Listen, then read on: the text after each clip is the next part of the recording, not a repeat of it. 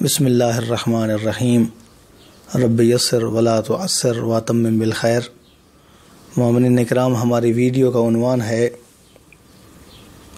مولا علی علیہ السلام وحدہ لا شریک ہیں۔ یہ سلسلہ وار ویڈیو ہم ریکارڈ کر رہے ہیں۔ یہ روایت ہے جو خصال شیخ صدوق علیہ الرحمہ کے اندر بھی مذکور ہے اور کتاب بحار الانوار 31ویں جز اور صفحہ غالباً 162 میں 164 پر مذکور ہے، جس میں مولا علی علیہ السلام نے اپنے مناقب بیان کیے ہیں جو پیغمبر اسلام صلی اللہ علیہ وآلہ وسلم کی زبانی سنے ہیں۔ 70 کے قریب ایسی خصوصیات بیان کی ہیں کہ جن کے اندر امیر المؤمنین حضرت علی علیہ السلام اکیلے ہیں اور ان کا کوئی شریک نہیں ہے۔ 10 فضائل ہم نے پڑھے ہیں۔ 11ویں فضیلت جو امیر المؤمنین حضرت علی علیہ السلام کی ہے پیغمبر اسلام صلی اللہ علیہ وآلہ وسلم کی زبانی، وہ ہے کہ اللہ کے رسول کے بھائی قرار پائے ہیں، اور یہ مواقعات 2 مرتبہ ہوئی ہے، ایک مکہ کے اندر ہوئی ہے اور ایک مدینہ کے اندر ہوئی ہے۔ چاہے مکہ کی مواقعات ہو یا مدینہ کی مواقعات ہو، پیغمبر اسلام صلی اللہ علیہ وآلہ وسلم نے حضرت علی علیہ السلام کو اپنا بھائی منتخب فرمایا ہے۔ اسی طرف اشارہ کرتے ہیں امیر المؤمنین، فرماتے ہیں فَإِنِّي سَمِعْتُ رسول اللہ صلی اللہ علیہ وآلہ یقول یا علی انت اخی و انا اخوک یدک فی یدی حتی ندخل الجنہ۔ پیغمبر اسلام صلی اللہ علیہ وآلہ وسلم سے سنا ہے، کہا کرتے تھے یا علی تو میرا بھائی ہے اور میں تیرا بھائی ہوں، تیرا ہاتھ میرے ہاتھ میں ہوگا یہاں تک کہ ہم دونوں بہشت میں داخل ہوں گے۔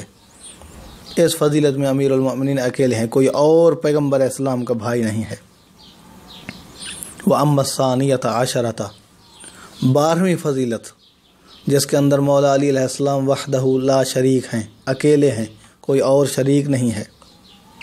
12ویں فضیلت جو بیان کرتے ہیں، فرماتے ہیں کہ فَإِنِّي سَمِعْتُ رسول اللہ صلی اللہ علیہ وآلہ وسلم یقول یا علی مَثَلُكَ فی امتی کَمَثَلِ سفینۃ نوح من راکبہا نجا ومن تخلف عنہا غرق۔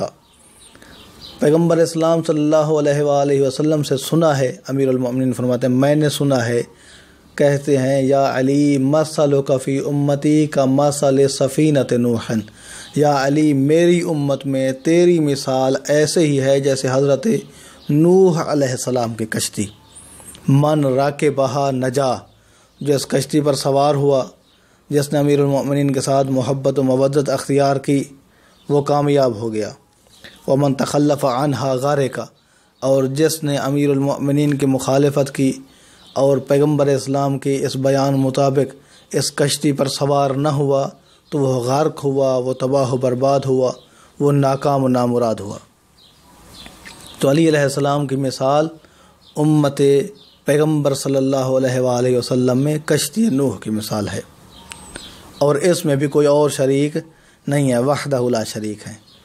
13ویں فضیلت جو امیر المؤمنین کی بیان کی گئی ہے پیغمبر اسلام صلی اللہ علیہ وآلہ وسلم کی زبانی، امیر المؤمنین خود بیان فرماتے ہیں، اپنی معصوم زبان کے ساتھ بیان فرماتے ہیں فَإِنَّ رسول اللہ صلی اللہ علیہ وآلہ وسلم عممنی بعمامت نفسہ بیدہ ودعالی بدعوات النصر علی اعداء اللہ فَحَزَّمْتُهُمْ بِإِذْنِ اللہ عز وجل۔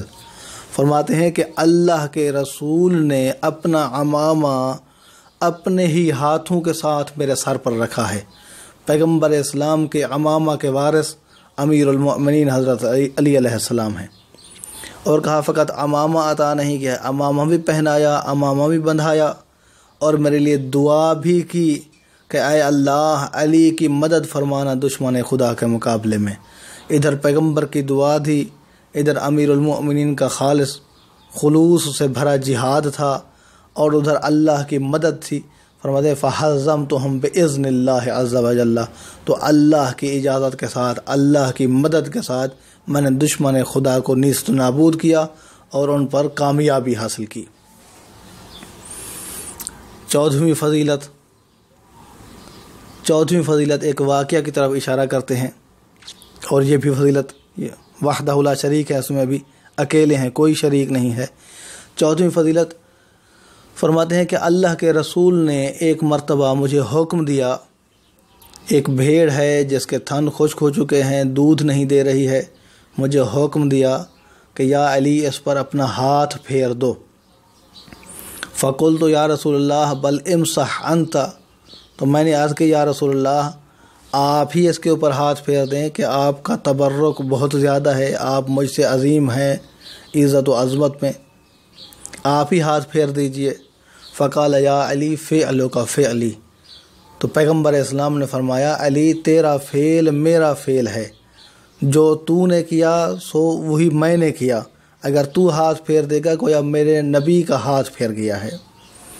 فمسحت علیہ یدی فدر علی من لبنها فسقیت رسول اللہ صلی اللہ علیہ وآلہ شربتاً، کہا کہ میں نے اس کے اوپر ہاتھ پھیرا، اس کا دودھ بحال ہوا، اسی دودھ کے ساتھ میں نے اللہ کے رسول کو کچھ پلایا ہے دودھ۔ ثم اتت عجوز فشکت الظمأ فسقیتها، کیا اس کے بعد ایک بوڑھی آ جاتی ہے، اس نے شکایت کی کہ مجھے بھی دودھ چاہیے، تو پیغمبر اسلام صلی اللہ علیہ وآلہ وسلم کے سچے جانشین نے، بلا فصل جانشین نے، مولا کائنات نے اسے بھی دودھ پلایا۔ فقال رسول اللہ صلی اللہ علیہ وآلہ وسلم انی سألت اللہ عز وجل ان یبارک فی یدک ففعلا، کہا کہ اللہ کی بارگاہ میں، پیغمبر اسلام نے فرمایا میں نے اللہ کی بارگاہ میں دعا کی کہ اللہ کی ذات تیرے ہاتھ میں برکت عطا کرے، پس میری دعا تھی اور اللہ کی بارگاہ میں مستجاب ہوئی، اور اللہ نے تیرے ہاتھ میں برکت عطا کی، اور تیرے ہاتھ کے برکت کی وجہ سے وہ بھیڑ جو دودھ نہیں دے رہی تھی اس کے تھنوں سے دودھ جاری ہو گیا۔ یہاں سے ایک اور مسئلہ بھی حل ہو جاتا ہے، وہ یہ کہ معجزہ انبیاء کا فعل نہیں ہوتا ہے، انبیاء کے ہاتھ پر اللہ کا فعل ہوتا ہے۔ جو بھی نبی کوئی بھی معجزہ دکھاتے ہیں وہ معجزہ نبی کا فعل نہیں ہوتا ہے، وہ نبی کا کام نہیں ہوتا ہے، بلکہ وہ کام اللہ کا ہوتا ہے، نبی کے ہاتھ پر ظاہر ہوتا ہے۔ دعا ہے کہ اللہ کے ذات ہمیں صحیح معنی میں محبت امیر المؤمنین علیہ السلام عطا فرمائے، اور محبان امیر المؤمنین علیہ السلام سے محشور فرمائے۔ اپنا بہت سارا خیال رکھیے گا۔ محمد نقی جسکانی کو حوزہ علمیہ نجف اشرف سے شیعہ پوائنٹ سے اجازت دیجیے۔ والسلام علیکم ورحمۃ اللہ وبرکاتہ۔